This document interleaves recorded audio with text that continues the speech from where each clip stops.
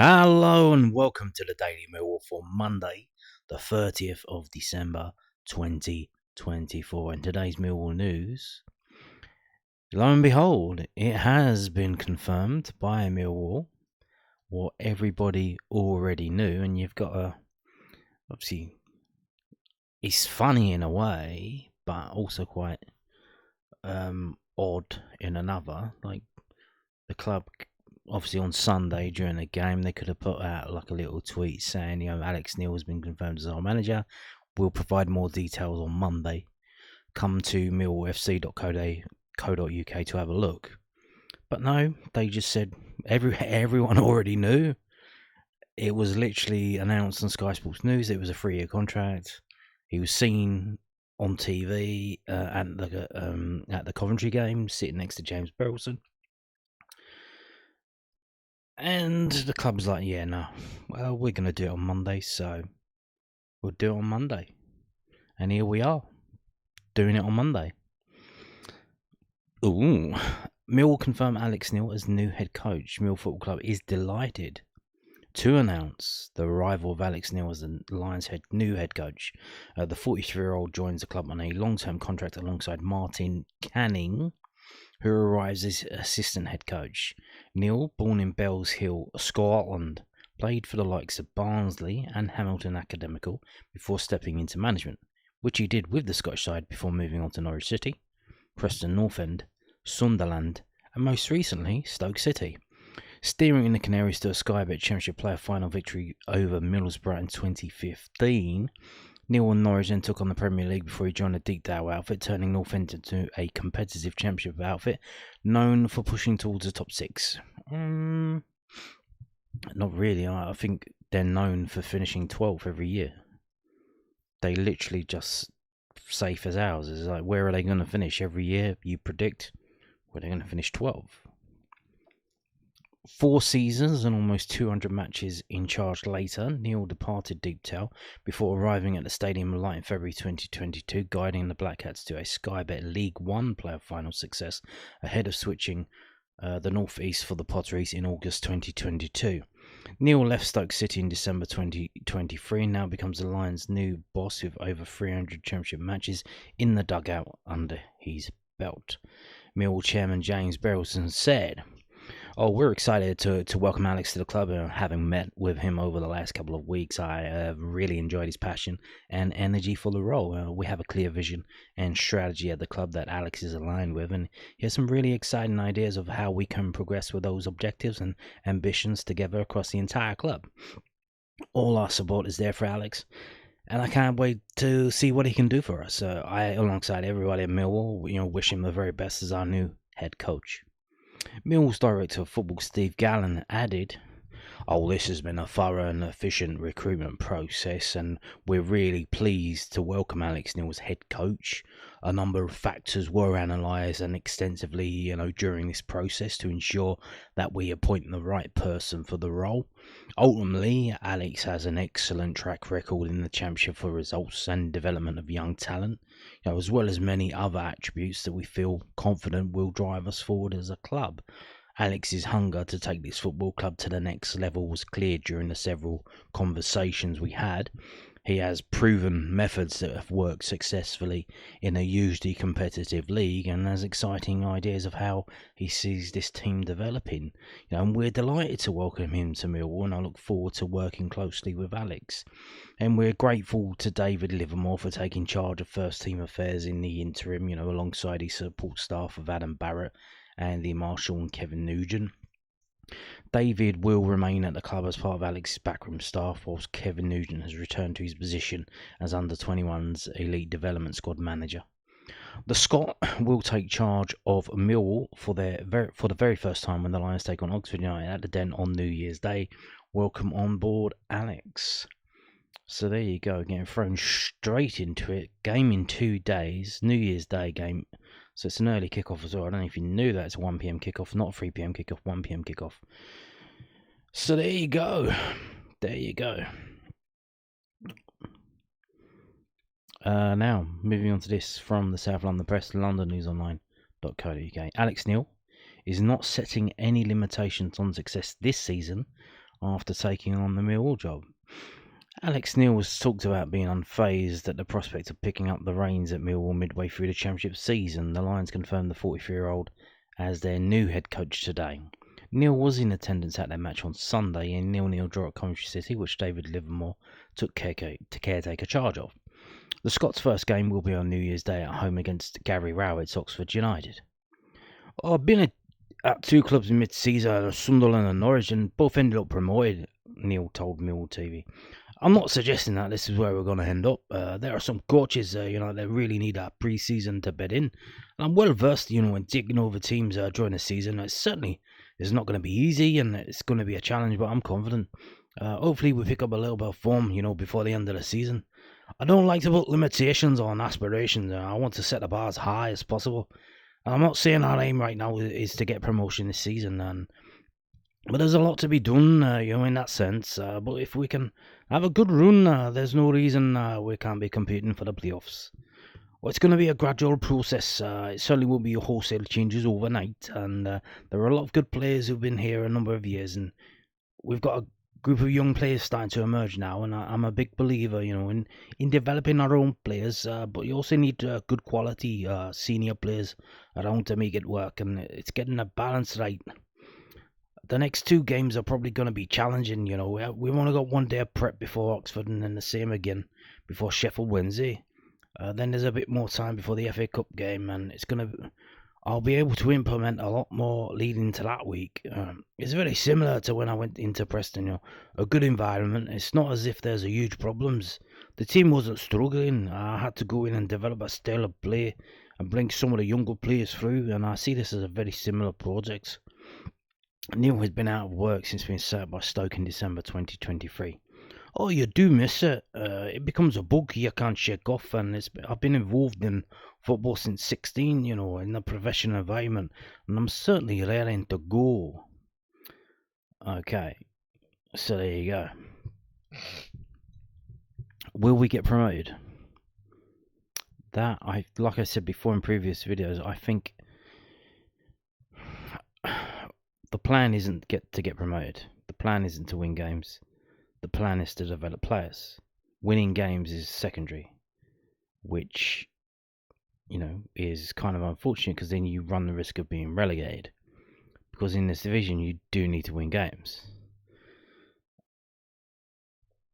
But, like I said, if he gets us promoted, I think that messes up the plan and you have to rewrite the plan. And we'll see how we take it from there. You have to quickly adjust. Now, this is a bit of a shocker, but not entirely unexpected. I don't know where this is coming from. So this is from InsideFootball.com. Is this coming from Cardiff? Do they want to basically get another player in? Or is this coming from Ryan Wintle because he's not playing enough? So Cardiff City talks about potential return of Lone Star. So this is from Darren Whitcoop from X. Cardiff City are negotiating the potential return of their loanee Ryan Wintle from Millwall in January, but the appointment of Alex Neil as the Lions boss complicates the situation, according to Darren Whitcoop. The Bluebirds sent Wintle on a season-long loan to their fellow Championship outfit in August, and the midfielder has since played in 14 games for the Lions. However, given Cardiff's current struggles, manager Omer Reza wants to ensure as much help as possible to keep the side afloat in the Championship. Discussions are taking place with Millwall over Wintle, and it could mean a return to Wales for the player. Wintle is also open to the idea of returning to his parent club. However, Millwall just appointed Neil as their new manager, and the 43-year-old is still to access the squad he has inherited. He could therefore prefer to have a look at Wintle before deciding to send him back to Cardiff. Cardiff sit inside the relegation zone in the Championship table, but are just a point behind Hull City and have a game in hand on the Tigers. I think the reason why Ryan Wintle was sent out on loan, because he fell out with the manager. So I don't know if it's this is the guy, or is he new, or was there did they have a different manager at the start of the season and got fired? Maybe. But I think the reason why we loaned him, Well, there's obviously that long injury to Billy Mitchell. Now Billy Mitchell's back now. So is Ryan Wintle needed? I think he's a decent player from what I've seen of him. Obviously, he hasn't been featured that much, which is probably why he's probably open to going back to Cardiff City. But we wait and see. See, Billy Mitchell, has he played? And he came on as like a really late sub. So he hasn't really come back yet. He hasn't played really. So you wonder, like, is he okay? Like, is he back to what he was before? Which, a lot of Mill fans not really big fans of Billy Mitchell, which is kind of weird. He done okay.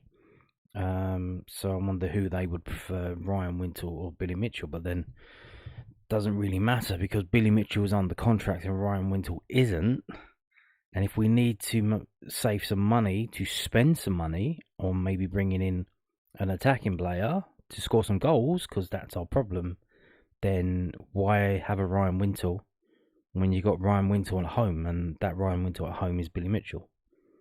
So we let Ryan Wintle go back, and then we use the money that we saved on Ryan Wintle's salary for the rest of the season to loan in an attacker, maybe the guy that we tried to get before from where was it? Fulham, Godo. Is it Martial Godo? Maybe. Aston Villa's Louis Barry. They pulled him back from Stockport. He was insanely good at Stockport, but I think they might be trying to loan him back to a Championship club because it's a waste of his time just staying at a League One club for the rest of the season because he's proved that he's at that standard.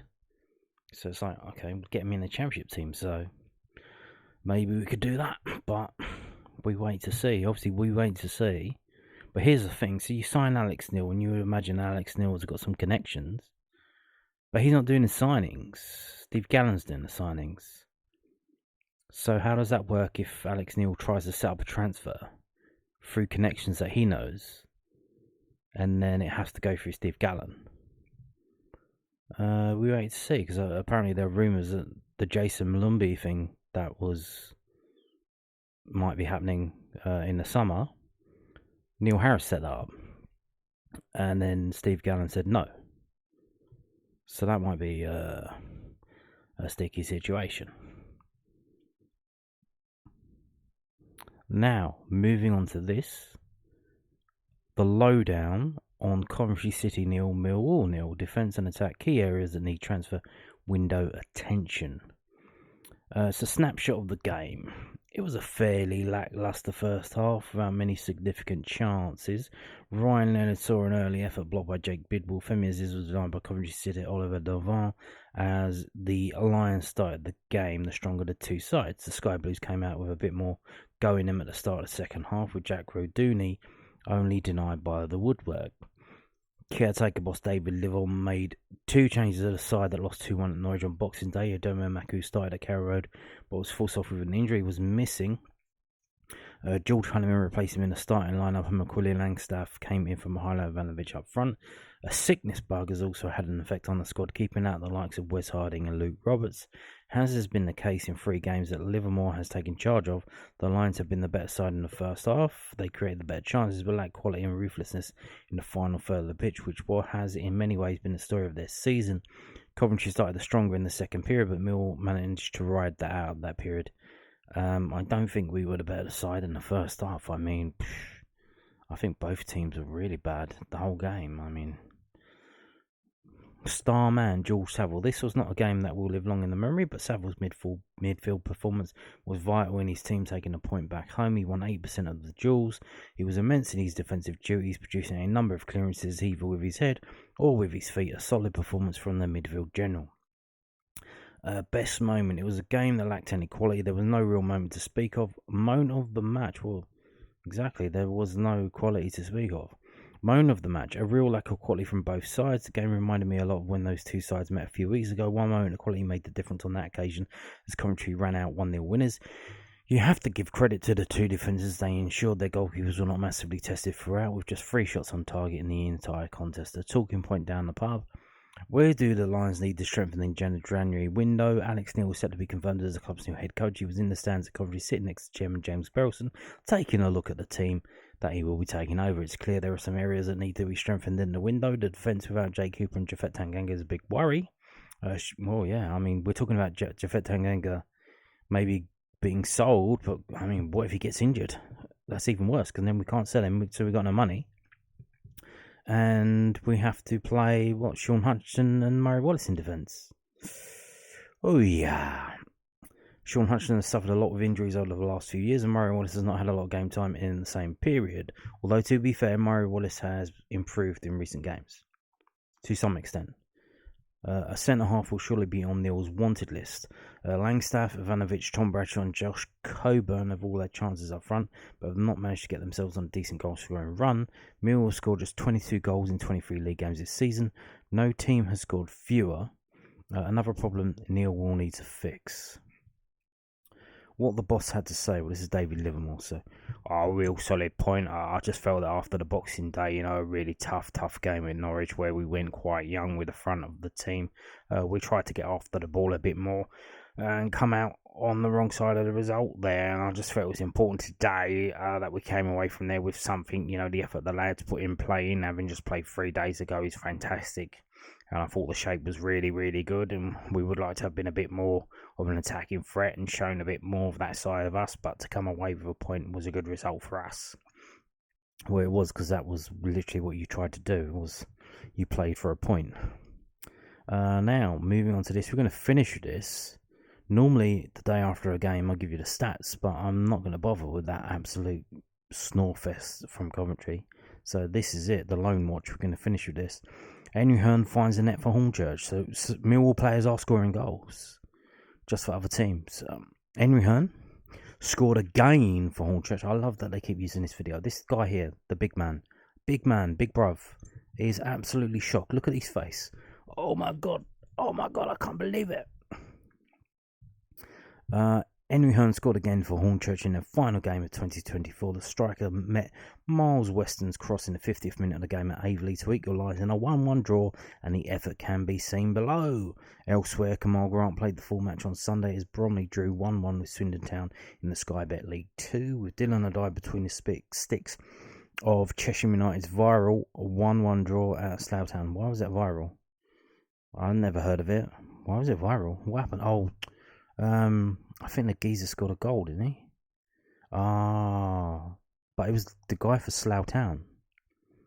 So someone scored like a massively long-range shot, I think it might be. That's what they're talking about. I did see that. I didn't realise that was his game. So that's a bit embarrassing for him to concede that goal then, if that was that.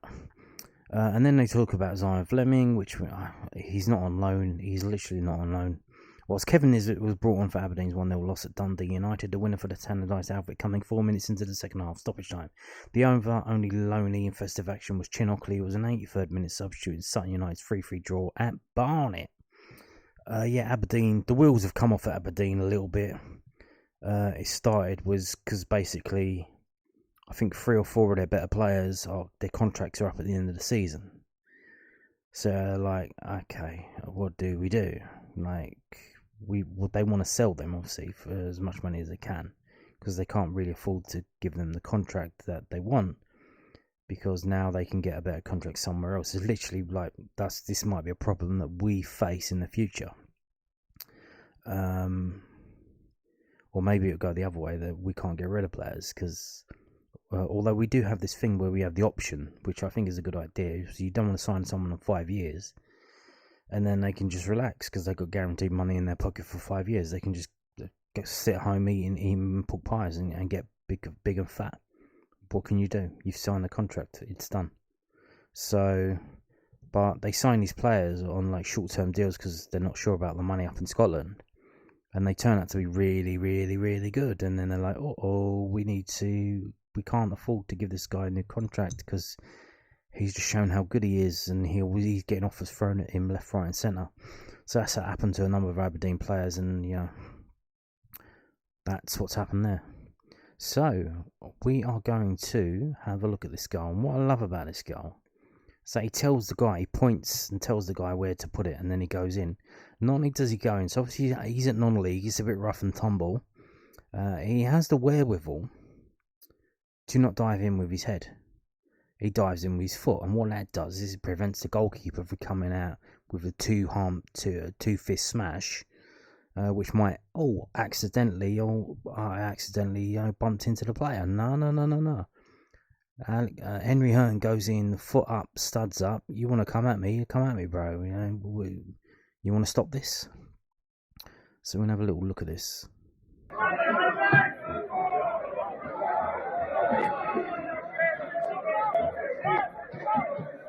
He's the one in the middle. You can see him pointing. Boom. Feet up.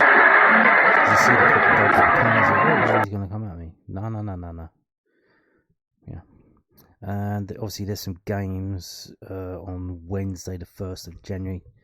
Not non-league games because of it's a bank holiday, isn't it? Hornchurch versus Tunbridge Angels at Hornchurch. Get to there on the district line. Is it near Upminster or Upminster Bridge? Somewhere near there. Unfortunately, obviously, because our game's kicking off at 1 o'clock and not 12 o'clock, it's probably highly unlikely that you could do 2 games in one day. Bromley's game has been moved to Thursday the 2nd for Sky. We've got Dillon Adai, Cheshire United versus Hemel Hempstead. Kevin Nisbet, that's on Thursday. That's the big day up there, isn't it? The Thursday rather than the first. Sutton United versus Aldershot on New Year's Day. Tom Leahy, Woking versus Maidenhead United. And Shamal Lawson FC United versus Dagenham Rubbish on New Year's Day. So there you go. And on that note, thank you for watching and goodbye.